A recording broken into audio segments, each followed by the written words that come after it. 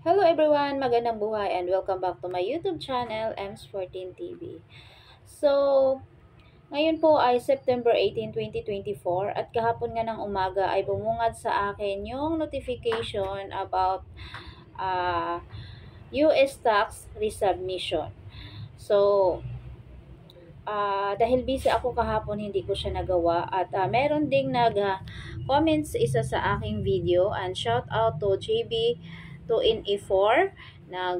Sabi niya na gawan ko daw ng tutorial about US tax resubmission kasi napanood niya sa akin dati yung tutorial ko about doon sa Singapore tax.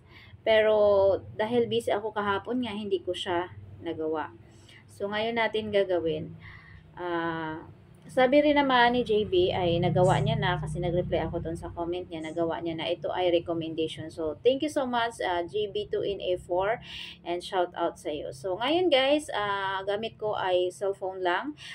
Pagpasensyahan nyo, yung aking background medyo may maingay kasi may nagagawa ng bahay sa kabila. So, dito ako pupunta sa aking browser, Brave browser. Dito nakasign in yung aking account dito. So, dito meron tayo, ayan. So, makikita nyo guys, ito siya guys. Ito yun. So, lingid sa ating kaalaman na meron din palang expiration yung US tax. So, nakalagay dito, action needed. Your US tax will expire at the end of 2024. Resubmit it in AdSense as soon as possible to make sure accurate withholding taxes are applied.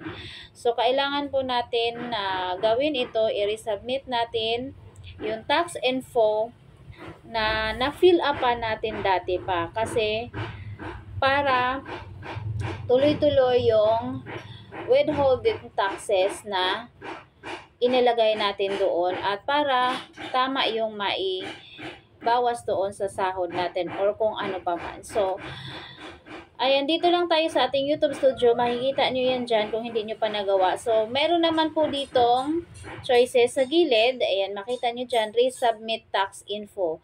Doon ito sa mga nakapag-fill up na. So, madali na lang gawin. All you need to do is, click nyo lang po yung resubmit tax info. Ayan. Tapos, ayan, dito, may nakalagay dito, submitting your US tax info to Google. So, important, make sure you submit a tax form and if it eligible, claim a tax treaty by December 10 each year. So, kailangan mo siyang bigyan ng pansin before December 10, 2024. So, monetizing creators should check and update their tax info in AdSense for YouTube each year. So, lingid sa ating mga kaalaman guys, ang ating mga US tax pala ay nag-e-expire din. So, kailangan natin, marami pa tayong time. Kung walang time ngayon, pwede bukas o sa susunod na araw. At basta kailangan nyo po siyang bigyan ng pansin before end of the year or December 10, 2024. So, monetizing creators should check and update their tax info in AdSense for YouTube each year. Even if nothing has changed, your tax forms expire at the end of the third full calendar year. So, nag-i-expire pala siya every 3 years. No? So, kaya pala, yung kay Master, wala akong nakitang notification kasi wala pa naman siyang 3 years na na-monetize. Ako kasi ay 4 years na. So, yun po yung nakalagay dito. This means that you will need to submit your tax info again every few years. Even if nothing changes, ayan. So, kahit naman hindi nyo po papalitan, wala kayong babaguhin doon sa pinilapan nyo, i-resubmit nyo lang po siya. No? I-resubmit lang po siya. So, ngayon, kailangan natin siyang i-resubmit. So, ayan, medyo mahaba na din. So, all you need to do is sign in to your AdSense account and then click payments or click, and then number 3, click manage settings and then click manage tax info. So, gamit ko kasi ngayon ay itong mobile phone. So, kaya ganito yung lumalabas. So, ganun din naman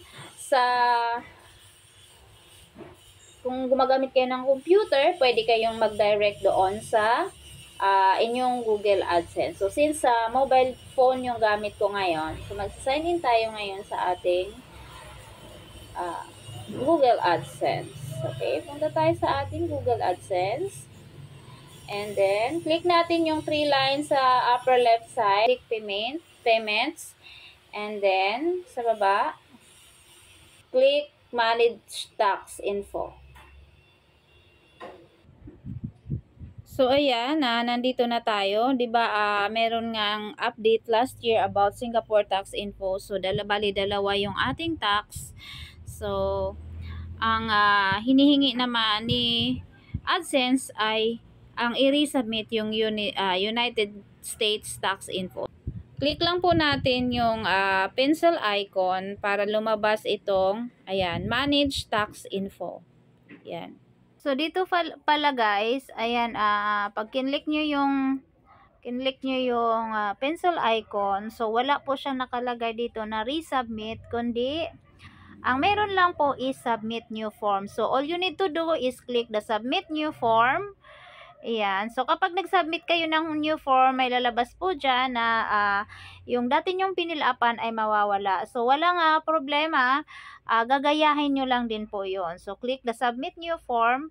So, yung hindi pa alam, para hindi kayo mahirapan, ilalagay ko na lang po yung guide sa comment section. Ipipin ko na lang po para meron kayong masundan. So, same lang sa finil up ko nung dati kong US tax. So, ito nga pala yung dati kong sinubmit na US tax. So, nag-claim po tayo ng motion picture and TV. Claim tayo ng 15%, which is yun na yung pinakamababa, and then other copyright withholding tax is 15% din, and then the services withholding tax is 0%. So, ayan po yung sinubmit natin dati. So, ito lang din po yung gagayahin natin. Start new form. So, nahirapan ako sa cellphone guys kasi ang liliit ng sulat. So, lumipat na ako dito sa aking computer. So, start tayo ng form. And then dito, kailangan mong i-sign in yung iyong YouTube account. Ayan, or automatic siya lalabas dito. Yan, automatic lalabas dyan yung iyong email. Basta kung hindi naman automatic, kailangan mo lang siya dyan i-log in. And then, show your password, ay lalagay yung password dito. So, after mo ma-log in, ayan, sundan mo lang dito yung mga katanungan. So, to find the right tax form, please answer a few questions first. Ayan, the IRS requires the tax info to be reported in letters. So, ayan, ang first question dito is, what type of account is your channel? So, syempre, individual yan. No? Tapos, next natin, are you citizen or resident of the United States? Syempre, no, kasi tayo ay nasa Pilipinas. So, dito sa ating AdSense, hindi po, dito sa name of individual, hindi po name ng YouTube channel ang ilalagay natin, kundi yung kompleto nating pangalan. So, complete name, kung ano yung nasa ID nyo po. And then, so, pinili natin individual. And then next, ito namang DBA or doing business, is this is optional, so hindi kailangan sagutin. And then dito sa country and region, kung nasaan ka, so syempre pipiliin ko dito ay Philippines dahil ako ay nasa Pilipinas. And then dito naman guys, sa taxpayer identification number or TIN, ang pipiliin po natin ay ditong foreign TIN or yung TIN ID natin. So, kung meron kang TIN ID, yan po yung ilalagay dito. Sabi nila, pwede rin naman yung passport ID number. Yan, okay? Tapos, dito, sa US din, hindi natin fill upan yan dahil hindi naman tayo taga-US. And yung fill up natin sa special rates and condition, other copyright royalties, Article 13, Paragraph 2A, withholding rate reduced 15%. And then check as a tax resident of the country identified in the convention fiscal section. Ayan, so whatever, basahin nyo na lang. And then check services and other business income. Article 8, paragraph 1, withholding rate reduced 0%. Ayan, tapos check ulit dito sa baba. And then next naman is motion picture and TV royalties. Article 13, paragraph 2A, withholding rate reduced tax 15%. Yan. And then check yung mga box dyan, basahin nyo na lang po. And then next.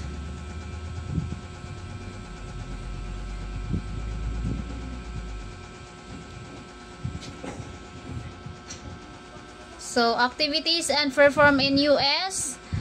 Has aim ako na perform in activities to go US to the expect future. So, after yung personal information, address, so dito na tayo sa tax treaty. So, yung mga sagot niyan ay ilalagay ko po sa comment section para masundan nyo ha. Kasi medyo mahaba na yung ating video. So, ipipin ko na lang po sa comment section. So, yung fill up natin sa special rates and condition, other copyright royalties, Article 13, paragraph 2A, withholding rate reduced 15%. And then check as a tax resident of the country identified in the convention fiscal section. Ayan, so whatever, basahin nyo na lang. And then check services and other business income. Article 8, paragraph 1, withholding rate reduced 0%. Ayan, tapos check ulit dito sa baba. And then next naman is motion picture and TV royalties. Article 13, paragraph 2A, withholding rate reduced tax 15%. Yan. And then check yung mga box dyan, basahin nyo na lang po. And then next. Guys, ayan, ito yung dalawang option nga. Merong paperless and meron namang documents. So makakatinggap kayo ng documents. Marami na rin kasi nagtanong nito sa akin, naka-receive sila ng documents, tax documents. So ako, hindi ako naka-receive kasi I choose go paperless. So email, sa email nila pinapadala sa akin, which is hindi naman kasi kailangan siya na makikita mo naman din siya sa email. No? So dito ako sa paperless, tapos I accept the paperless delivery agreement. So marireceive mo lang siya through email. Kung gusto niyo naman na makatanggap kayo ng paper documents, then you choose this get documents by mail. Yan, ipapadala nila yan. Marami na nagtanong sa akin, pero ako talaga pinili ko ay paperless. Yan. So, next. Click next lang. And then dito, ito po yung inano natin, Form W-8BAN. So, ayan yung inano natin, kinlaim. And then dito, mababa, meron, ito yung form. Pwede nyo siyang makita. Yung finil-upan nyo. Yan. Ayan yung napil-upan nyo.